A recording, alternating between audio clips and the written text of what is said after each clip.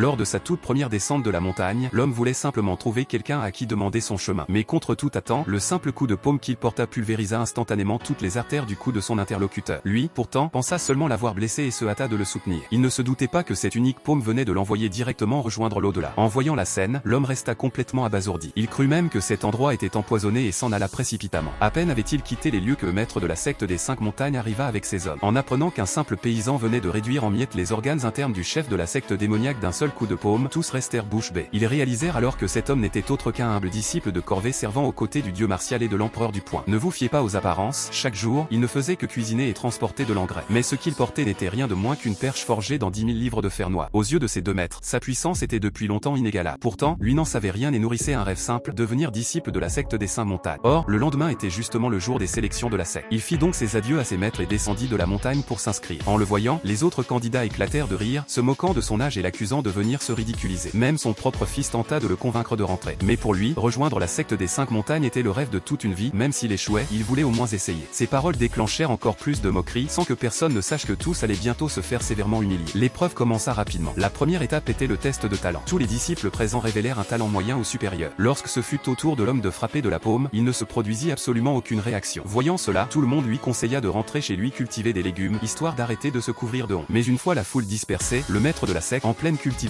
assista à une scène stupéfiante. Ce n'était pas un manque de talent, mais l'expression d'une véritable méthode suprême. Était-ce possible qu'un expert hors norme soit en train de passer l'examen? En y repensant, tous sur la même idée, recruter cet être exceptionnel dans leur secte. Pendant ce temps, l'homme participait déjà à la dernière épreuve, le combat réel. L'examinatrice n'était autre que Lulin Blond, disciple personnel de l'ancien suprême. Il suffisait de tenir 3 échanges face à elle pour être qualifié. Il fallait savoir que cette femme était la disciple la plus talentueuse de toute l'histoire de la secte des 5 montagnes, invincible parmi la jeune génération du continent central. Survivre à 3 coups face à elle relevait tout simplement de l'impossible. Dès son entrée en scène, son aura terrifiante fit fuir la majorité des candidats. L'homme, tiré au sort pour monter le premier sur l'estrade, suscita aussitôt son mécontentement. Elle ne voulait pas qu'on dise qu'elle intimidait les personnes âgées et tenta de le convaincre d'abandonner l'épreuve. Même son fils voulut l'emmener de force, conscient de l'écart immense entre son père et cette femme. Mais l'homme avait enduré des décennies d'entraînement pour ce jour précis. Même s'il devait y laisser la vie, il était déterminé à monter sur scène et à tenter sa chance.